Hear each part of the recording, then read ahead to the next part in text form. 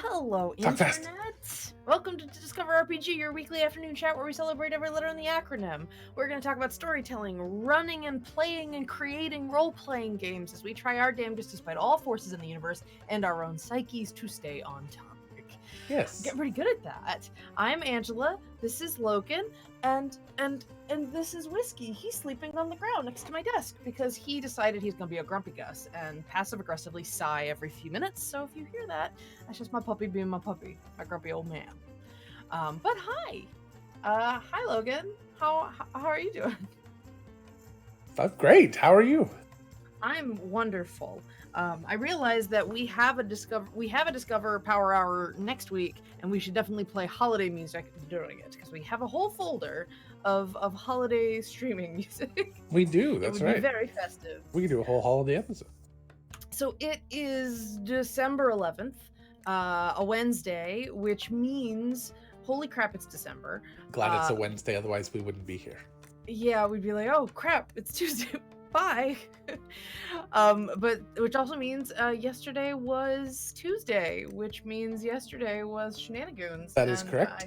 As I told Logan, I'm going to be incredibly self-indulgent today, and I want to talk about the show. When do we not talk about shenanigans during Discover RPG? That is very. We really should change the day of our shows. It's not gonna happen. No, it's just gonna be. We just are very overt that we're gonna do a recap of our previous. Well, we talk about specific instances, but if you have anything you want to talk about, please pop it into the chat because we would love to answer your questions. I suppose we should talk a little bit at the beginning of this thing about why people would get advice from us. But my name is Logan, and I've had over 20 years of DM experience, DMing different games, and I've done dozens of different games, thousands and thousands and thousands of hours of dungeon mastering, 2,000 or 3,000 in the last couple of years alone, just from the stuff that I've done with these weird nerds. And yeah, so we've got lots of experience, and I've done a lot of research into what makes a good DM and why, what works and what doesn't work, and how to break your players, make them cry, but then have them begging you for more. You know, that's one of my favorites. I come from a slightly different angle of my goals as a DM. I have way more experience as a player, but also a lot of experience as a storyteller and a writer. I enjoy telling these life stories of characters. I like building up my players. I do like soft and cozy when I'm not grossing them out with weird horror stuff. I have a weird. Apparently, those are my two extremes. You got to find your niche.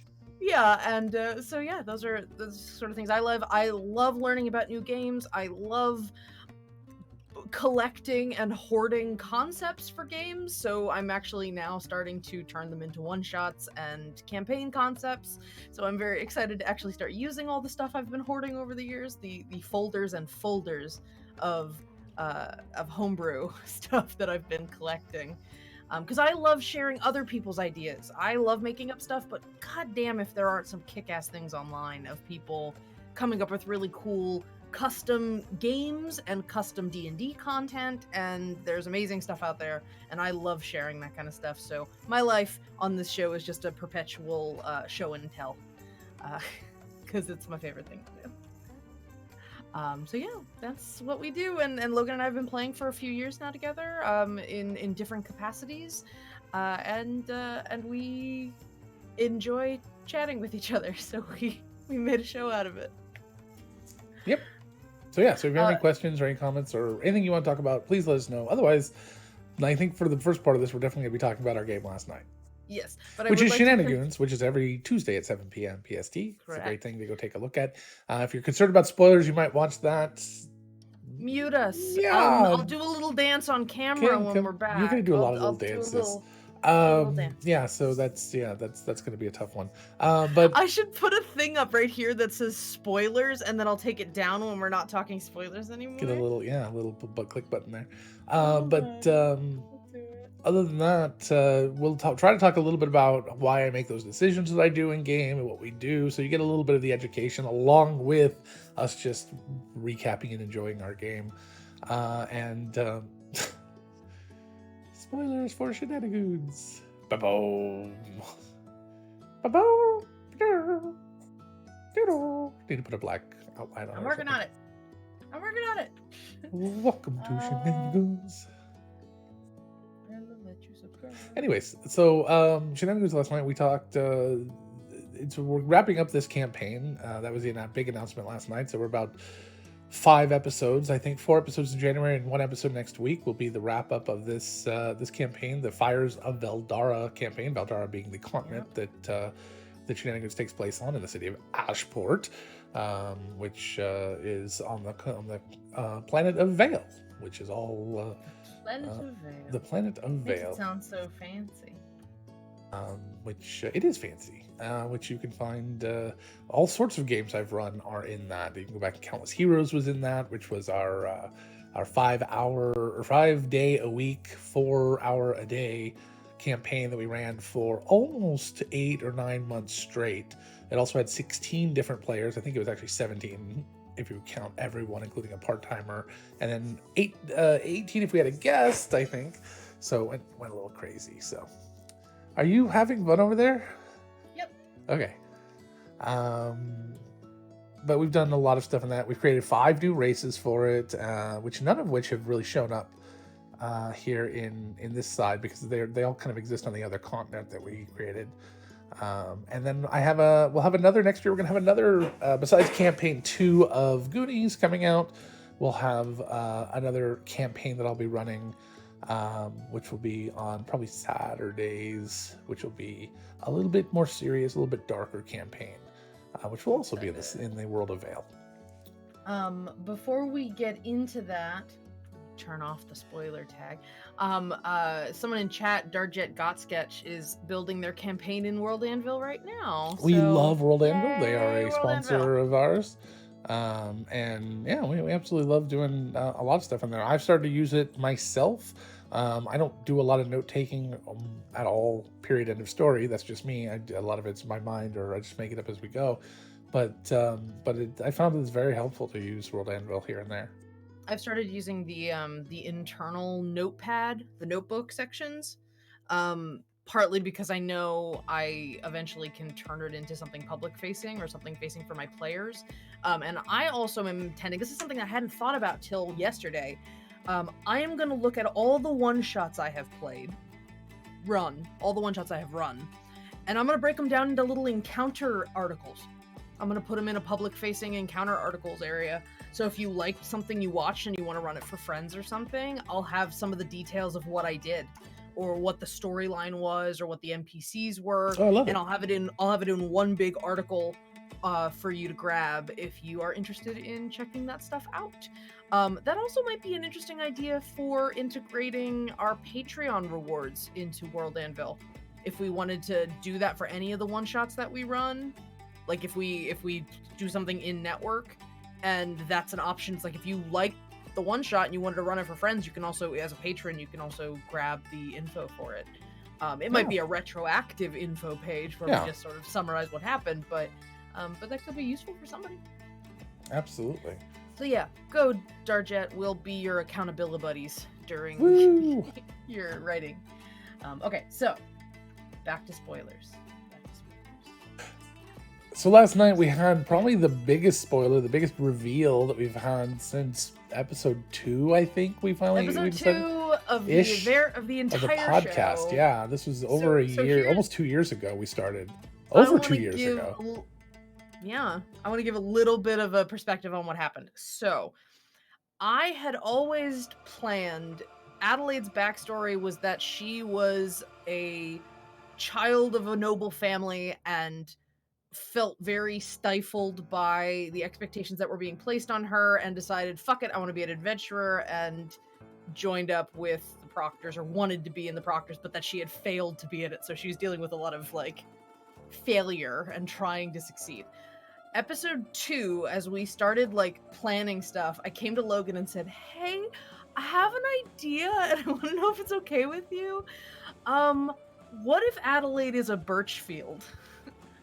And we just sort of let that lie for a very long time. Yeah. He agreed, and I spent the rest of the show going, okay, Adelaide is secretly a child of the director of the Birchfield Institute, and she's been moonlighting as a proctor because that was something she always wanted to do, and it was not something that was in the cards for her as an official member of her family.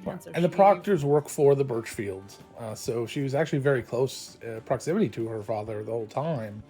But it just wasn't ever revealed. Now, as a DM, the easiest way I found to be able to keep a secret like that, especially from the prying ears and begging of my wife, is to forget about it, which is what I did.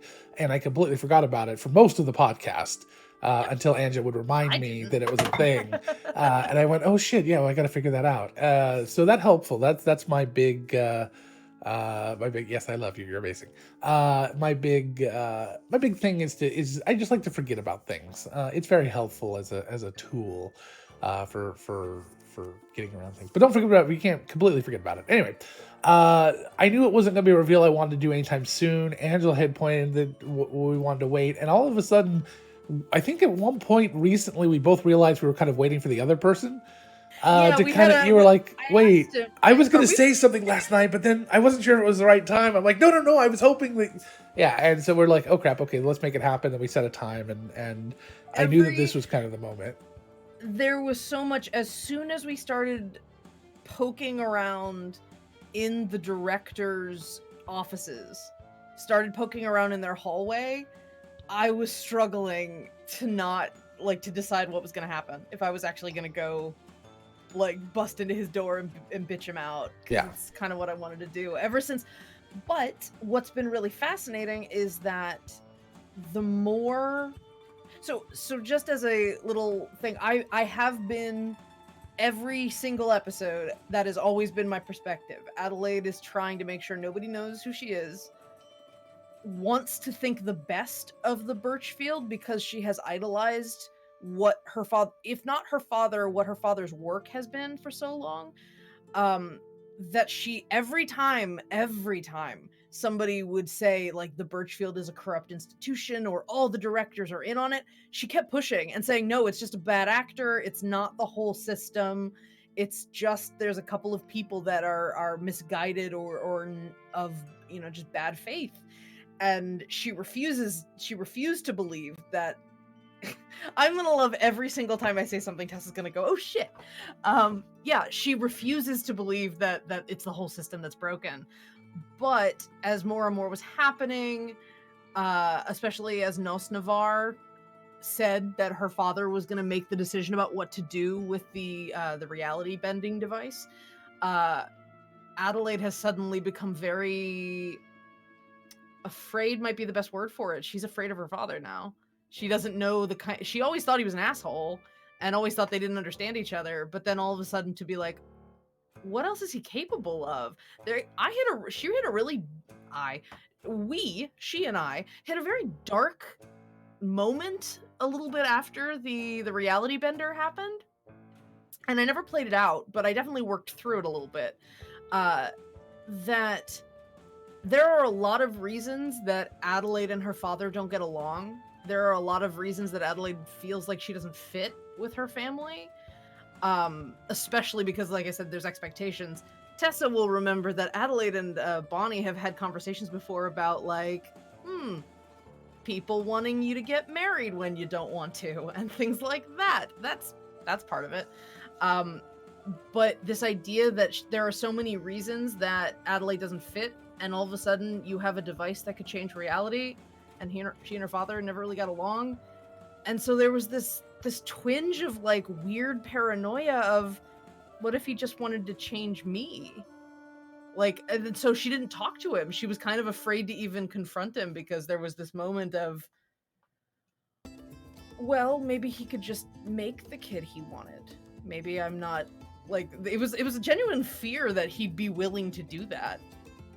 She was really terrified of the idea of him having it. So the moment that they said, well, he doesn't have it anymore, she got a little less scared, but it was a really terrifying moment that she suddenly thought he was capable of that. And so that's interesting. I have a different perspective. Dark.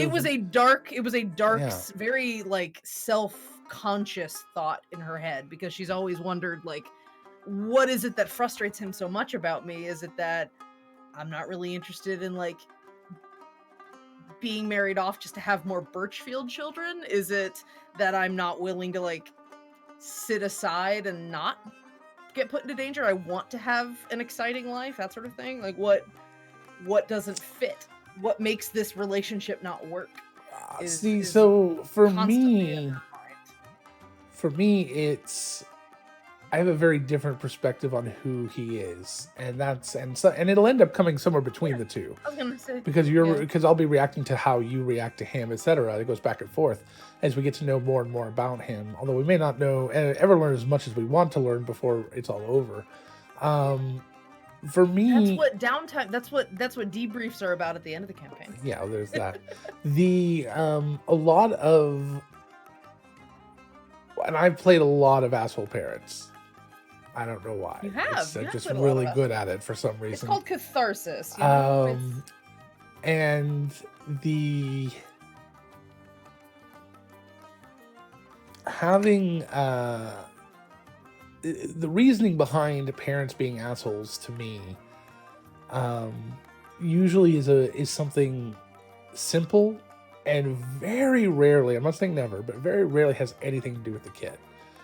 It's never, the kid is just usually the fallout. They're the target. They're the easy one to put whatever it is on. I'm not saying that's the case in this place. Maybe he just really doesn't like you. Maybe, you were daddy's little girl until you hit puberty, and then he was like, oh, gross. You're not a kid anymore. Whatever. I don't know. I haven't decided. But most of the time, it very rarely has anything to do with the kid itself. It's just the kid has to deal with the fallout. And it sucks, because that's unfortunately the way life is a lot. But that's why I try to wrap stuff like that into it. Yeah. I'm assuming, and this is me just as the player, part of it, and there was something he said last night that sort of implied that he saw her as ungrateful. Like, she takes and doesn't ask for things. She suffers very tremendously from middle child syndrome. And the Birchfield family is very much about, like, acting in what's accordance to the best for the family. So it's surprising. I never saw them as very, what's the word for it? The idea of, like, they never struck me as very individualistic. It was like, you're a team. Like, the family's basically a team. You're a company. You all work together to keep the name and to keep the prestige of the name, and everyone's achievements are all in service to the family. So that comment was about something very specific. And I'm not gonna tell you what it is. You can figure it out yourself. But sure. It was that comment was actually meant to be. Is that about Winford's violin? No. It had nothing to do with that. Doubt he's noticed it's missing. I don't. Yes, I don't even notice. No. That comment was very, very specific and personal. And overall, there is. I had figured a little bit out about him, and I'm trying not to give away too much because it actually is important to the next reveal.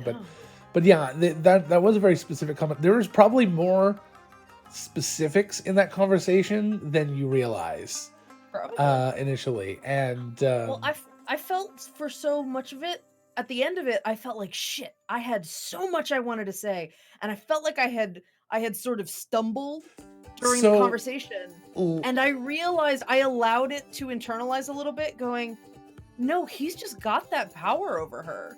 She plans everything. She wants everything a certain way. She had speeches to tell him, and it just didn't come out. I was going to say, now I can talk a little bit about the dungeon mastering side of things and about the decisions I made in that moment. So specifically, there are several things I did to set that scene. One was you guys were accosted by the guards as soon as you walked into the Birchfield. 4 of them. That was 4 of them, enough, one for each of you. And then I guess a little extra. I mean, not Arthur, but 4 guards were there. they came to you directly as soon as you walked through the door. Nobody was prepared for that. That threw you off a little bit, pulling you away from the rest of the, not even giving the opportunity to say they were going to come with you. That throws you off a little bit. Having the guards go with you, two in front, two behind. Now you feel like you're being suspicious. All of these things, the way I described them, was designed to throw you off and to get you kind of off kilter a little bit. So by the time, and in real life it would do the same. By the time you got up there and I described the room and he wasn't at his desk, he's off to the corner somewhere, he's standing there, he's not even looking at you. All of these things, the way they're described is if somebody can visualize them and try to think about them, they are all designed to throw someone off of their game. And that was the goal, was to throw you off enough that you didn't. And your dad was doing the same thing. Was the idea that you're not going to have, he wasn't reading that book. It might have been upside down for all he cares. It was a power play, and the idea was to throw you. Yeah. The idea was to throw you off your game a little bit so that you couldn't come in guns blazing. And that you wouldn't come in guns blazing because he wanted to control the situation. No, and it worked. She lost any righteousness, any I'm in the right. She lost completely in the middle of that, and it's not like there were just a couple of things, and I assume they were intentional. But one in particular was the idea of just I said, I had hoped I had misjudged you, and you're like, you misjudge every situation you're in, and all of a sudden it was like, if there could not have been a better time to say that to her, because she had just misjudged a situation, and now she's second guessing everything.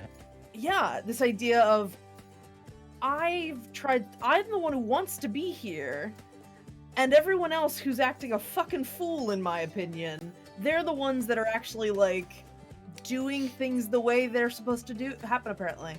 So what the fuck am I doing here? So there's a lot that he has very much cracked. He has the skeleton key to her self-consciousness, and he just knows exactly how to. Yeah, and that's a buy-in that you have made and that I have made together. And if we had not both made that buy-in, it wouldn't work. It's a part of needing to be the thing. And there have been situations where I've done this in the past, and I was a little bit more hesitant last night because the last time I had an asshole parent, it affected the person in real life. And we had to kind of stop and back off and have discussions and things, which is what you do in those situations. But I was a little hesitant to go. I was worried that it was going to happen again. I was worried that, because I don't know a lot about your situation with your parents, but I just worry sometimes that there may be something. Yeah. But you also signed up for this. We talked about this relationship beforehand, and that's a little bit different. Full disclosure to the audience. I'm not going to say one-to-one. No way is this a one-to-one parallel. But this is Adelaide's backstory is me processing stuff as well. So, which is a great thing to use role-playing games for. As long as you're both on the same page, you and your DM are on the same page, that is what you're trying to do. And what I told Logan pretty recently, because I had a bit of an insight into.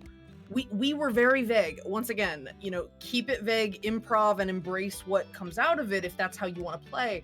And what I told Logan was the insight that I had about Adelaide and her father, to leave most of the detail out and let him decide what he wants to take from it, was that Adelaide and her father were two people who fundamentally misunderstood each other.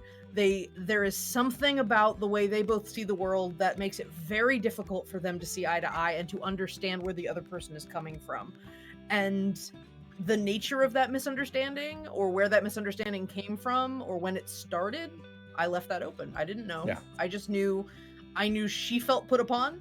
She wants to, as I have said since nearly the beginning of the campaign, I keep writing in her bios, in the descriptions for the character, I have kept saying Adelaide is a person who wants to make a name for herself. And I have always used that turn of phrase because I thought, I'm so fucking clever. And I've used it every time because I thought it's so pivotal in multiple ways to her that she never wanted to ride on the coattails of being a Birchfield, but knew that was the only thing that was going to happen if she ever did it if she ever played by her father's rules to get into the Birchfield, she'd be sitting at a desk, not doing anything dangerous, just cutting ribbons and, I don't know, writing checks or something. That's what she imagined she'd be doing. Yeah, absolutely. So for as far as going back to the keeping things vague, if you keep things as vague as possible, amazing things can happen. Because then, especially for you as a DM, this whole DM trick, you keep things vague, and later on, as you start to do sessions and scenes and things, and you can start to bring these characters back and have them introduced and discussing with the PCs, all of a sudden you say something, and then it connects to something that was said before. It never existed in that way before you said it. It may not even exist in your mind, but it exists in the player's mind. Then all of a sudden they've made a connection that was just vague before, but now it looks like you had something significantly planned for a very long time, and it makes the world feel very real to the players, wherein you didn't really have much planned at all.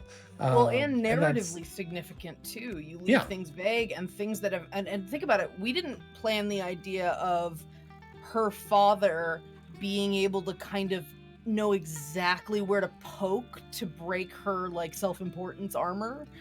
But the fact that there had been a miscommunication or a willful sort of subversion of what she expected to happen earlier in the session, to have that be the thing that gets poked. I mean, an episode before, I wouldn't have thought that she'd be shaken that easily. And and having her and Bonnie come to real like not blows, but like but ideological blows about the idea, and her feeling genuinely like, what the fuck? I thought we were all on the same team. And so there was clearly a tension there between them for a little bit in the episode, and then them to be proven right, and Adelaide to be like, well, you were being cautious over nothing, or if you'd gone the other way, you would have failed.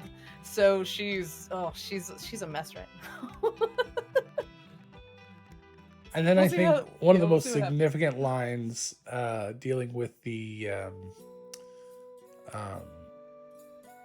dealing with what you had said, something like I did this, or I earned this. I earned this. Yeah. And then him looking at you and just saying, did you? And just that last little doubt. And honestly, if you're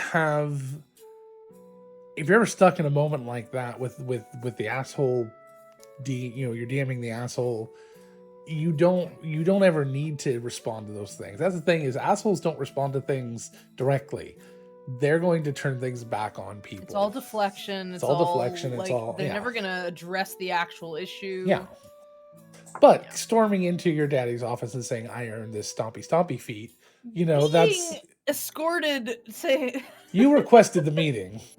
I did. She didn't know what she wanted. She she had all sorts of different scripts. She is someone who, though, fundamentally, I see her as someone who, despite how put together she tries to be and how professional she tries to be, she really just wants a relationship with him and can't have it. It's just every time they've tried, it's done. This is probably what's happened to some degree. Yeah. But and that moment of, everything up to that point, he had made no indication that he knew you were a proctor. Or cared. Like, until that moment when all of a sudden now you have to question, how long has he known I'm a proctor? How long has he been following my career? Well, did he actually intercede? Well, that was a question that I had been asking. I had debated. Honestly, you I had been debating since before the meeting whether or not she was going to take the stance of, I earned this, or she's going to take the stance of, have you been pushing me this whole time? Is this even worth, like, and you just made the decision for me. I got both. Where she was like, no, I've worked hard.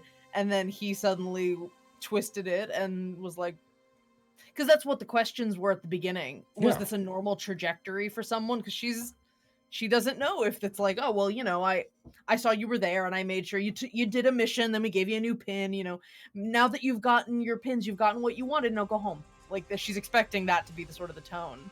Like, okay, you got to play adventurer. So I will say that go do your real job now. Go in the game,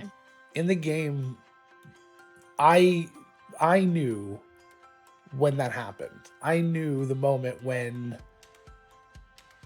he found out. I know that moment, and it's going back. It'll be one of those moments like, oh, it becomes obvious once you go back and think about it. Once you know, maybe you need to know, but you can go back and you'll be able to look at it and go, oh, that was the moment. That's when it happened. My assumption was when they hit gold and then a director was put in charge of them. That's when I assumed it happened. She got very suspicious when that happened. When you guys became so involved to the point where you guys solved a mystery that was not given to the group, and certain people started to speak out about you, and all of a sudden you just kind of became on the radar of all the directors, or at least most. And that was the moment when he realized who you were, and that you were there. Yup. And then you got the nice, cushy, non-dangerous job. God, well, see, one of the things I want to know is, like, what did he think was happening when she was animal messaging? Like, before he knew she was around.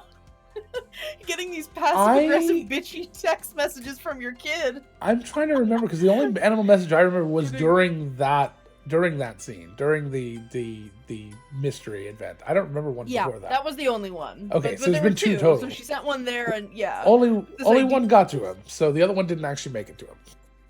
Oh, okay. But yeah, this idea of just like you're getting these bitchy voicemails from your kid that you haven't seen in a year. It was almost 2 years. She was gone for a year before she made it into the Proctors, actually. So yeah, she's been gone for a couple years. Yeah. Just not engaged. And that's one of those things where I'm debating whether or not here's the thing, I don't think we have time to do. That's the only thing that I would potentially regret, is not being able to have more time to delve a little bit more into her family interactions, like her sister and stuff.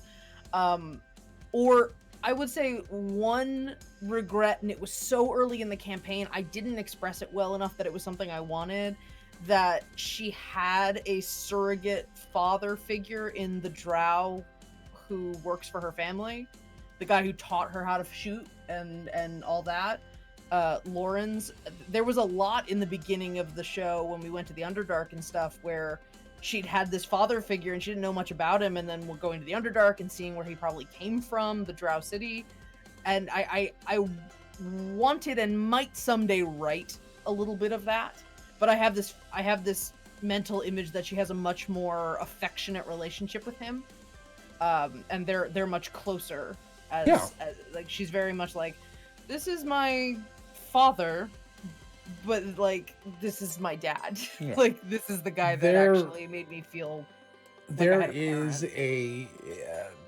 difficult to get all of everything in as much as we want to, unfortunately, especially in a podcast format. Number of people and X number of people in a party, and like and that's a self-indulgence, and I was like, okay, that's okay, we don't have to get into that. That can just be internal backstory in my head while I'm playing. One of the things I kind of want to focus on a little bit more next, and maybe even for the rest of this campaign if possible, is I would like to spend a little more time role playing, and allow that to kind of come out. But I want it to be significant role playing.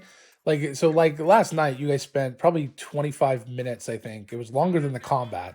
Spent role playing, just discussing if you're going to go to the Gemsmith or go to the city. I was like, okay, that was not a great role play.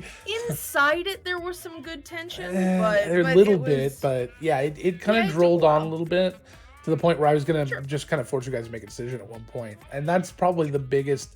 Those moments of running into the conflicts in the game, that kind of becomes part of the issue. Fork in the road conflicts can be hard. Like, I think part of it was I was clinging to not wanting to give in. Like, I was 100% sure. So like, about the 15-minute mark, you guys voted. It was a 4-1 initially. But then you guys didn't go. It's like, well, you guys should have just gone, because as a DM, I had plans for anything you would have done. The point is, it's just to start moving, and I can't do anything while you're just sitting there. Whoa. That's what I tried to do. You just blinked out of existence. That was hilarious. That's what I tried to do by initiating the vote, but I don't remember what happened. Like, Well, why it just became suddenly more turned of into something a. else. I kind of made it clear and that was partly Oh, my you know fault. what happened? We made a vote, and then you conjured a monster. That's what happened. We all voted that we were gonna not go, and then that guy blew No, up. you guys didn't vote. This was and then all we had a after. combat. This was all after. There was combat. another vote after the combat. I don't remember the. I don't remember That what you guys decided before. that was the inciting incident. We had decided we were going to go back to the city, and I assumed that the demon exploding was because we decided to go back to the city. And No, that's because you guys hadn't really decided that yet, because you were still you were trying to read his mind when that started, to determine if he was telling you the truth or not. That's where you guys hadn't made a decision about where to go, because you were still trying to determine if he was telling the truth or not. The fact that I feel like there was a causal relationship, it's not worth debating over what happened, but the point is, if I am so certain that the reason that the thing shifted was because we had made a decision, and it seemed like the demon was in response to that, and suddenly people were like, wait, maybe it's trying to tell us we really need to go this way. What I remember was that you had made the vote, but then I had mentioned that Arthur was going to kind of walk off into the desert. And what I should have realized at that moment was he could have just also gone to the city with you and then left on a new skiff, and that would have resolved his gas as well. The goal being that he just wanted to get there. He didn't have to get there like directly as quickly as possible. So had I realized that, I think you guys would have ended up making back the city a little bit faster, which then other things would have happened, and I had plans for that. But yeah, it's but yeah, no, in the end, it's making those decisions and moving the plot forward one way or the other, because it's just very hard after I've already summoned a monster to get to move you guys along by saying, oh, I'm gonna summon another monster, get them to move, but that just creates more combat and longer times and stuff. You guys took care of that monster. Damn, you guys took that monster quick. I was really shocked. Those are other situations where maybe not throwing a monster, but like escalating the danger. What if there's something environmental that starts threatening us that we can't really fight? Like a giant sandstorm pushing us in some direction, and you could just justify that whatever's trying to control our behavior can do that. Except that the thing that was controlling your behavior couldn't do that. It was a gas that had been put in place several days before. It wouldn't be able to do that. So the problem is that when you start to throw too many things in like that, it becomes very railroady, and letting the player. If we were in a table game, we would not be having this conversation. I want to be clear about that. Take all the time you want, argue in character, because there's some good role play in there. But when it comes to an audience game and things like that, I think making those decisions faster becomes important. That's the only thing. A table game, take all the time you want. That's not an issue at all. When you hit an impasse, though, what do you recommend the players do? Well, like I said, you guys made a vote. Just go with the vote. I mean, that's the first thing you could do. Split up. That's another option. Yeah. The other thing that ended up happening was the vote got split. 2 voted to go back. Right. It changed. Bonnie and Arthur wanted to go to the Gemsmith, and Merrick just didn't want to go anywhere. Yeah. Like, I don't think we should go to either. It's like, okay, we'll just leave you here. So there was suddenly a what do we do if we're all split down the middle and we don't know what to do, and we're not going to leave each other to go solo? Because last night was a mistake on my part on that one because of the lantern. The lantern, the hint I gave you guys was the lantern specifically blocks gas. So I was trying to kind of lead into that idea. Remember. I mean, I assumed that's what was going on, but like Adelaide, I didn't have Adelaide. Had you just not had the lantern on, you would have realized that you're being guided as part of a one than the other. It was only because you get somewhere and then nobody would know what's going on, and then all of a sudden, when you turn the lantern off and they get out of the light, they would, so now you're thinking something's influencing them outside of the lantern, when really it was internal. Because of the attack that happened on Bonnie as well, it felt like it was because. But that was because she cast sending to someone who's being protected. It was right after she cast sending. Sure, but I'm saying it's reasonable to assume that could have been an attack because you were outside the lantern. But there had been several people outside the lantern at different times doing different things. It was only the sending that caused it. I'm not saying it's unreasonable. In the moment, yeah, especially. But it was just it was like, I didn't know how to get back into you guys understanding that this was a positive guide not a negative guide. Could not have convinced me after the unless I'd had Arthur remember it earlier, but I just didn't. It didn't make sense to do that. Like I said, when I say it's reasonable to have a player think that, I usually, you have to account for the fact that people are gonna, you have a handful of people. People are going to remember different details. People are going to interpret things slightly differently. They're going to fixate on different details. So, absolutely. So there's no real guarantee that you can direct them to a single Correct. answer or a single scenario. Which is why I had a plan for both, but then you did neither. I mean, yeah. That's the only thing, is that the only wrong answer in D&D is stagnation.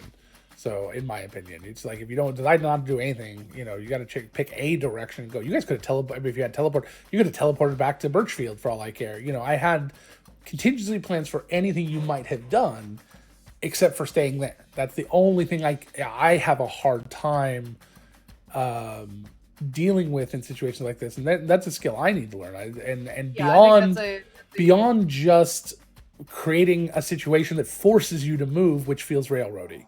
That's the thing, is I need to work on, is figure that out. But it's those stagnations is a group issue.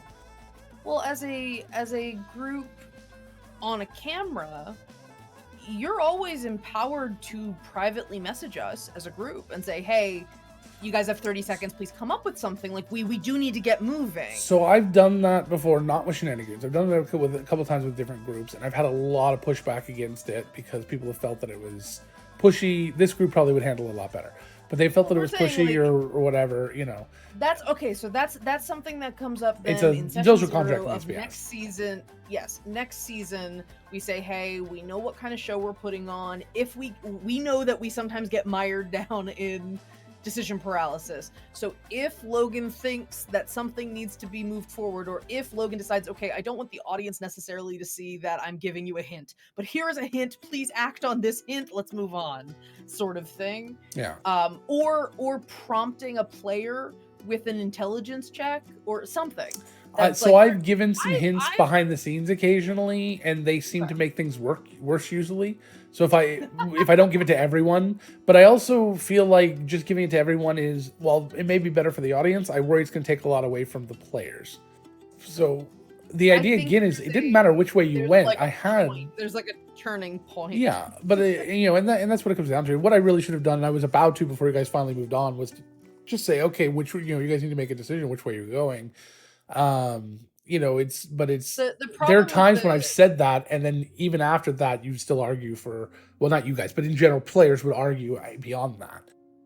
The problem, I think, and this is just a thing that happens and is worth discussing, I guess, when you're trying to make those decisions together, a lot of times it just comes down to like the players themselves and who's willing to back off. And sometimes if you have players that genuinely are like, no, my character really doesn't trust this, and right, I understand that, but that also really comes down to my guy syndrome a little bit. But also split up. We always joke about splitting the party, but I've never ever TPK'd any or slaughtered a group of players for splitting up. You're always welcome to split up if you think it's that big of a deal. But, you think if you have one player that's like, I'm going to go here because I feel compelled to go here and you're not going to stop me, you have two options. You either physically stop them or you go with them. Which are you willing to do, So were you guys going to tie up Arthur? Just feels like Yeah, were you going to tie up Arthur and take him to the city? No? Well, then you're going with them. Those are really the only two options at that point. You either physically stop him from walking out in the desert or you go with him. I think that's what it kind of comes down to for me. It's like, or you split up. I mean, that's, option two. Like, we'll go back to the city, make sure things are okay. You go to the gemsmith, keep us in contact. Problem is, you had the lantern, you couldn't keep in contact, and you didn't want to. So I understand the lantern became very problematic very quickly, which was kind of interesting, except for that one scene. That one scene was the only issue. But other than that, the lantern's abilities were more problematic for you guys as a players than I realized they would be, and I kind of liked it. Right, are we missing? Am I missing notes? Sorry. No. Okay. No. You were typing. I thought you were typing to your audience. I am typing. Okay. But yeah, I don't know what else there is to really talk about on subject, but yeah, No, it I was thought it just was very a good there was overall. a yeah, no, I agree.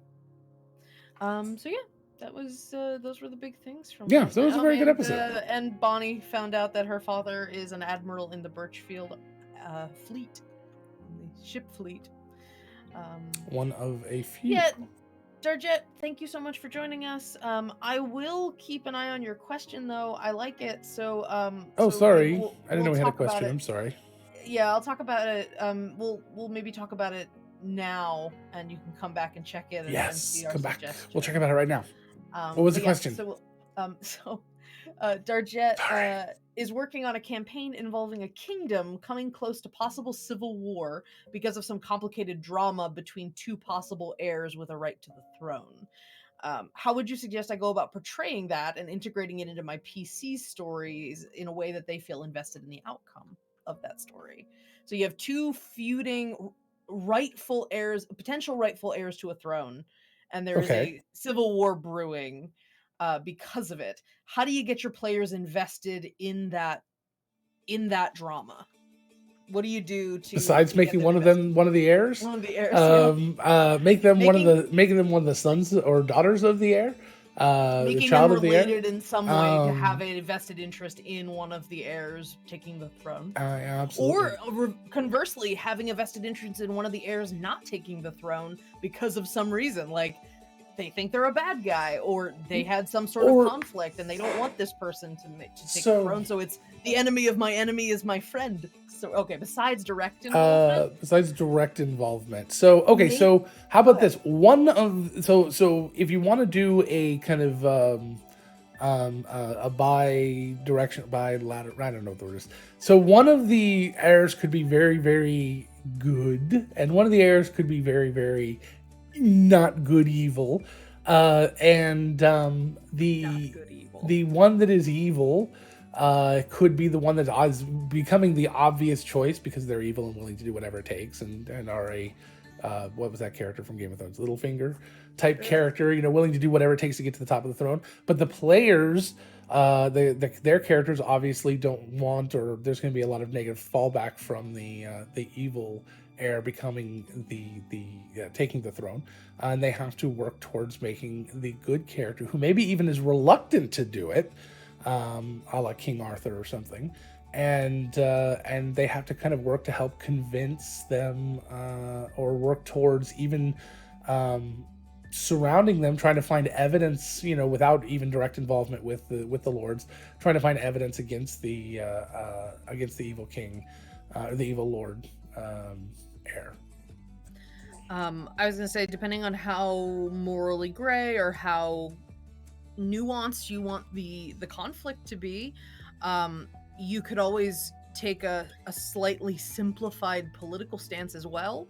You could have them, the two heirs are brother and sister. Okay, but you could have both heirs, um, each thinking that they want to run things in a slightly different political mode. So then you have the, say, for example, just again, very simplified, that one of them believes in a slightly more capitalist perspective where it's like you keep the money you earn, the people who earn the most money are the most, worthy of making decisions because clearly they're the most successful in this mode of government.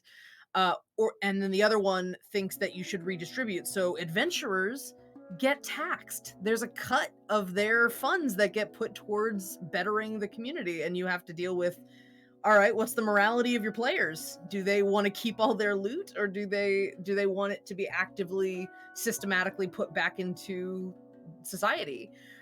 So you could have that be, it could be less of a good versus evil and more just a, what's the economics of those people? How are your heroes being directly affected in the pocketbook?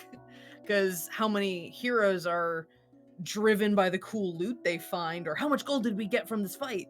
And all of a sudden you factor in the fact that they have to give up half of what they have or half of what they earn, and you can always show them what it goes towards. You could show them like different social programs or something that it goes towards. It's up to you. If you want to make a, like I said, if you want to make a more political statement, you could skew it either direction too if you have a particular economic ideology that you believe in. But yeah, I'm we've done it before a little bit with like taxing. We've done taxes on adventurers before, Yeah. where you get Oh a yeah. certain amount taken. Um, but yeah, having it be more of the cut is taken and then put somewhere, and you can express to them where it's being put, or how it's being spent. That is one direction to go as well. It's just a difference in ideology rather than a difference in morality. Right. Um, which, if you want to get real technical, I think there's something to be said about those being connected. But that's just me. Yeah. But yeah, so a brother and sister. One way to there's an example in The Witcher 3 specifically, the video game, that I actually liked, question mark. I'm not sure. I played through this story quest and I enjoyed playing through it, but it was specifically about a culture in which the ruler, when the ruler dies, all of the children of the next tier down lords get to all compete to be the next like head honcho of this group, and they go through like who's the best warrior and who gets to do XYZ, and it's very stereotypical Norse, like whoever is the best warrior, you're gonna be that. And there is a brother and sister that the sister puts her hat in the ring to become the next ruler, and she's not been groomed for that, and so she gets a little flack from the other. It's very much a gendered thing. It's the sons all volunteer, and she's a daughter that decides to volunteer. And you have the option of backing either one of them, depending on what your focus is. And he's a very much a warrior and seems to be pretty noble and good. And she's more, I'm going to negotiate and I'm going to use political tact in order to better our society. And I'm also badass, but I have this other angle to my perspective as well. So if you just give them the opportunity to back just a different type of person, Yeah. it could give them some vested interest. So I guess my question becomes from a world building standpoint, when you're in a feudal system that has had generation after generation after maybe centuries of dealing with usurping and heirs and such, there usually are guidelines and rules in place for these exact situations, because there would have had to have been. So the question becomes, why is this time different? Usually it's going to be the male always heirs, or it's going to be the oldest, or it's going to be the strongest, or whatever. Or there's some sort of merit-based right. reason. So what's the reason why in this situation it already hasn't been decided which one is the heir? Knowing that is going to be very helpful. Also, in addition to that, having some sort of conflict between the two heirs is going to be almost necessary for me, because if they're both good people, I, as a player, as a character in the game, might not have any reason. Like, well, they'll both be good. Good job. Go for it, guys. Whoever wins, you made the best man or person win. Great. Democracy. Yeah, vote for him. I mean, you start to get the idea of what's why would I want one or the other? I've got to know that for me as a character to want to choose one or the other. From a player perspective, what I have, and this is not meant to be a dig at my previous game parties, but what I have observed is usually the one who gets picked to be backed in those sort of complicated situations is usually just the one who's had the most positive transactional friendship with the party. Who are you friends with? That's the one you back. There you go. That is usually how I have seen the parties deal with that sort of thing, where it's like, even if they're not the best, they're my friends, so I'm gonna back them. So you say, okay, so it's supposed to go to the eldest. Are they twins? Is that why there's the question? Because even I'm a minute older. Yeah, exactly. In that case, it might be an insignificant amount of elder, time, and that would be a great sort of miniature conflict between the two of them. But yeah. So overall, that's kind of that kind of goes. The question is, why if it's supposed to go to the eldest, why does the younger have any support at all over the elder? Or why does the younger have issue with the eldest taking over? Right. Is there a significant like, what if there's a sort of, the eldest is inherently a good person, but they're being a little bit what is it, Wormtongue from Lord of the Rings, having like someone who's a little more shady whispering at them and giving them ideas or giving them aspirations that the youngest sees as potentially problematic. And the only way to really fight that is to just subvert the system and demand that like a change to your constitution happen. Okay, so the eldest, it's kind of a Gallivant situation. Yeah, the eldest was away, or the eldest left. And again, you are dealing with a slightly more nuanced situation. Why did the eldest leave? Is it because there were enemies that were fighting to usurp her power? Was she working in service of the whether the current king or not would have agreed with it, or queen, was she working in service of the did she come back and say, I defeated our worst enemies up in wherever, and I did this in service of our kingdom? Or did she go, I just ran away to go to go party for 6 years or whatever? Well, honestly, the details of this stuff, depending on the actual question, Darjet, those details I'm not sure are as important as the question of how do you get your party invested. And I think direct involvement is going to be a big option for you. And I mean, anything, there's got to be something that impacts them, if not personally, it hits them close to home in some way. So you're going to have to decide if there's if an action from one of these heirs causes positive or negative feelings in the party. So look at what your party is built off of, look at what their belief structures are, see if excuse me, see if they have any like familial or community connections that can be affected by the rule of one or the other of these people. You want to present the party with options, or present the party with a circumstance that it going one direction or the other is going to affect them or affect someone that they care about. Because that's going to be the strongest. You're not, unless you have people that are really interested in a political intrigue game who might give you the justifications for why they trust one heir over the other. You're going to need to give them that reason. You're going to need to help them decide why they care. And they might give you that information if you ask them the right questions, or say, hey, who has family in this village? This village is being, unfairly ruled by this heir, or there's, you can take it all different directions in terms of like, why does political strife happen? There's people getting taxed, resources are being utilized that another group wants for a different reason. Like there's sacred lands that are being potentially threatened by an heir that wants to use that land for something, or there's always going to be some sort of conflict between what the heir wants to do and what the people in that realm want to happen. So you just got to kind of figure out a good hook for that, or figure out a decent hook that your adventurer, your party, and their motivations are going to be a big affecting part of that.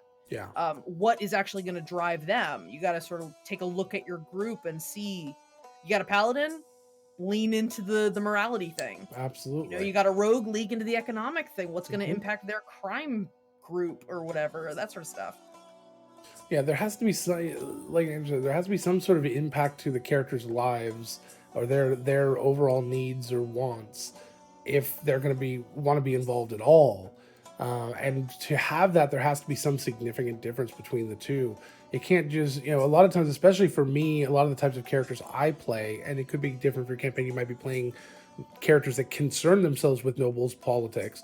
But for a lot of the characters I play, they could care less about noble politics because they don't feel like they can really influence them, or they really have any say in them. So giving your players, the characters, the agency to be able to affect them may not necessarily be enough in itself. They've got to have that motivation too. Yeah. So yeah, we hope any of that was helpful, Darjet. Yep. Having a conflict for the throne is certainly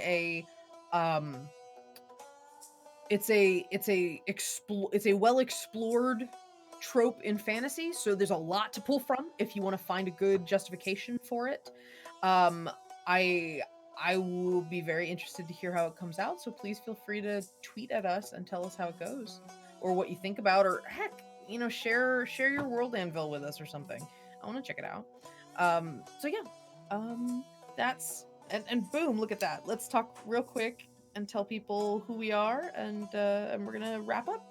Woohoo! All right, so as I said, I am Angela. This is Logan. You can find me at darling_gypsum. You can find Logan at devious_muppet. We're all over Twitter.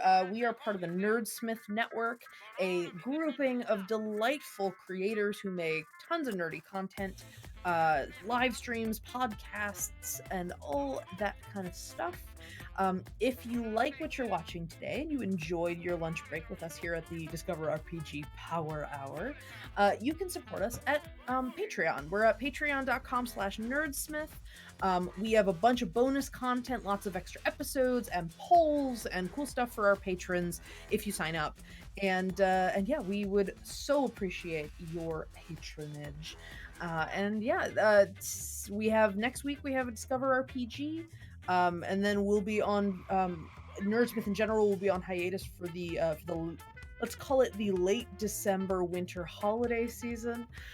And um that's what I was gonna say. For the end of December, we are sponsored by two amazing companies, Die Hard Dice, who make metal and polymer dice in beautiful colors and designs. The metal dice are super hefty. They've got dire D20s that are way bigger. They've got really cool dice accessories like towers and scrolls of rolling, which are portable dice trays that you can store your dice in a little pouch. They're very, very cool. They've partnered with Devin Rue for some special backed versions of the Scrolls of Rolling, so you can get some cool Devin Rue map and dragon art on those. We are also sponsored by World Anvil. World Anvil, as we've been talking about today, it's an incredible world building and campaign management software. Also has a social media aspect for your characters. There's gonna be some shit in Adelaide's very soon for Goonies. You can take a look well before the next episode. There's gonna be a lot to unpack. Tessa and I are discussing having maybe some Bonnie Adelaide downtime, just because I assume we're gonna be on that boat for a while. So maybe we'll just say this is happening while we're on the boat, unless Logan's gonna throw some weird corkscrew screwball plot at us. But yeah, we're just gonna goof off and have a good time. And World Anvil is amazing. They're an incredible community. I love being on their Discord. Their programmer is always posting cool stuff that's coming out. I love getting pinged by their Discord channel because it 9 times out of 10 means that Demetrius has published a new feature on World Anvil that we get to play with. And if you try it out for free, you can use a whole bunch of its features, and if you decide you want to support them or want some of their premier features, you can sign up as a guild member for very low monthly or yearly fees to help support them and their constant updating and coding of the website to make it even better. So please take a look at worldanvil.com and join us in lighting up the forge. Perfect. So yeah, that's it. And this is the Discover RPG Power Hour. We're here every Wednesday at noon PST, 3 p.m. Eastern. We are here chatting about RPGs and stuff for your weekly lunch break and diversion. So please come join us next week. We'll probably be talking more about shenanigans and more about your questions. You can find us on Twitter at Discover RPG Show. We want to hear all about it. And all right, you all have a wonderful rest of your week, and please do us a favor and be good to each other. Goodbye. Bye.